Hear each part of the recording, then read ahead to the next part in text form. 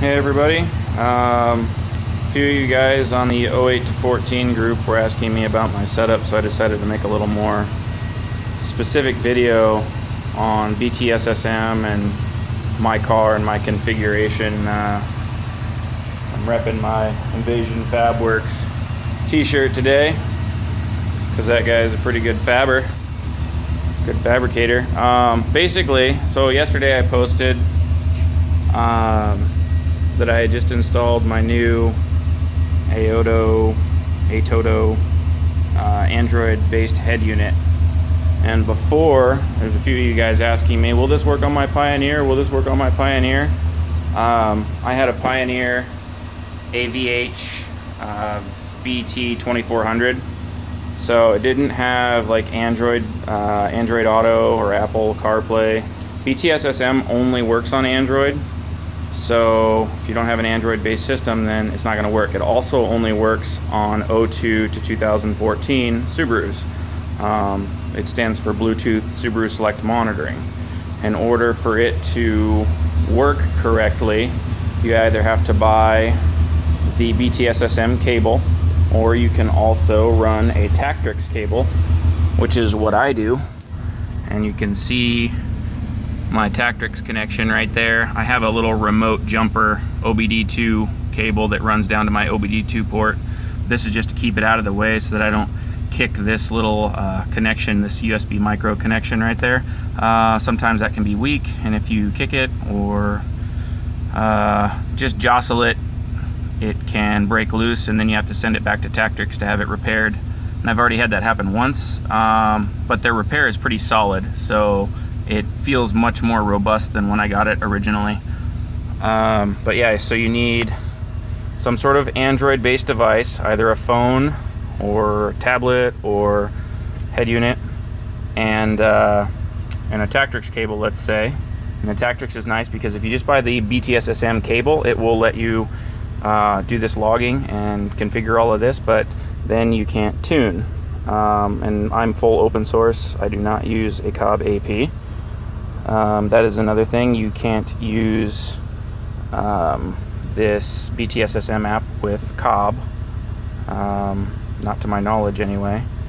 So this is open source only, and my wife made me that nice little laptop cushion, which is kind of cool for just messing around doing logs. So yeah, the Tactrix cable and an Android unit, and that's what I have here. And so if we zoom in a little bit, I am monitoring fuel pressure, boost, ethanol percentage, wideband AFR, RPM, speed, and then I have a few additional parameters over here: coolant, knock learn, IAM, injector duty cycle, intake temp, load, and target boost. So if I wanted to right now, I could use the rear defrost button right here, and this, you can set this up to where it starts logging upon pressing the rear defrost button. So I'm taking a log right now, I'm collecting a log, then I stop the log, and I can go up here, maybe, there we go, and I can go to logs. This is going to be a little difficult to see. And there's only one log because that's the first log I've ever taken on the new head unit, but I have tons on my phone. And you can click on that log and you can do dyno, graph, open the raw log, share it, delete it. So even if you didn't want to tune yourself, you could set something up like this with a Tactrix cable and send the logs to your tuner. They'd send you a new map back, and then you'd flash it. And so even if you didn't want to start tuning your own car, you can get into that later, and you could still use this for nice, easy remote tuning.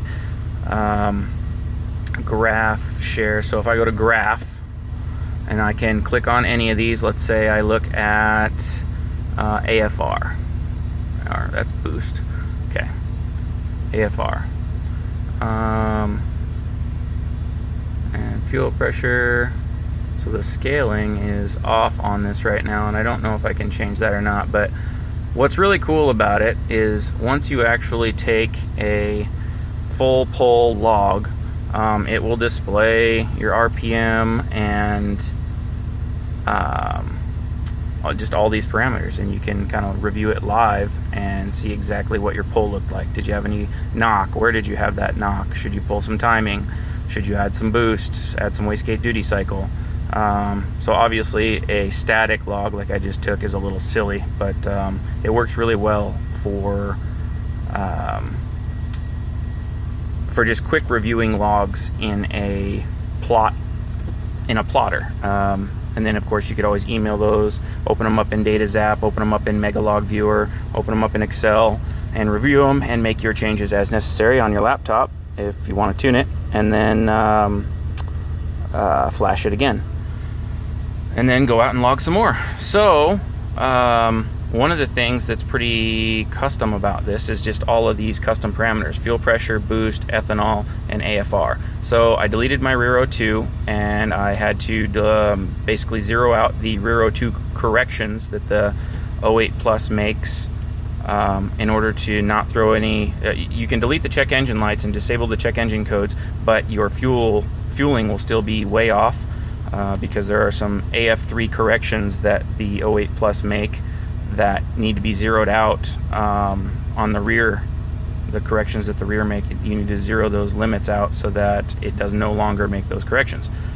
So once you do all that, then you can hack the rear O2. On the older models, it doesn't make any corrections, O2 to 05, 06, somewhere in there. Can't remember exactly, maybe 07. The rear O2 doesn't affect fueling, and so you can basically just hack it, delete the codes, and wire in your wideband to your rear O2. And then ethanol percent, I did the Naziok do-it-yourself ethanol. Your Arduino basically takes a GM ethanol sensor frequency, pulse width modulated frequency, and converts it to a voltage that's then sent to the ECU, and then you can set up a formula, I'll show that in a moment, on how to convert that voltage to an actual ethanol percent. Same thing with fuel pressure.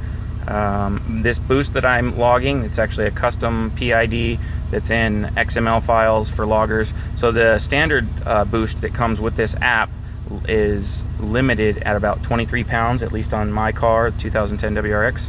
I'm sure it's limited around that same value for a lot of other makes and models.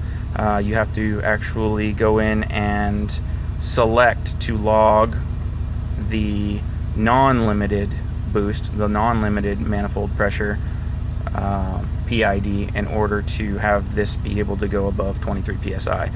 Otherwise, you're just never going to see anything over 23 psi getting logged or displayed, even though you're hitting 25, 27, 40, who knows.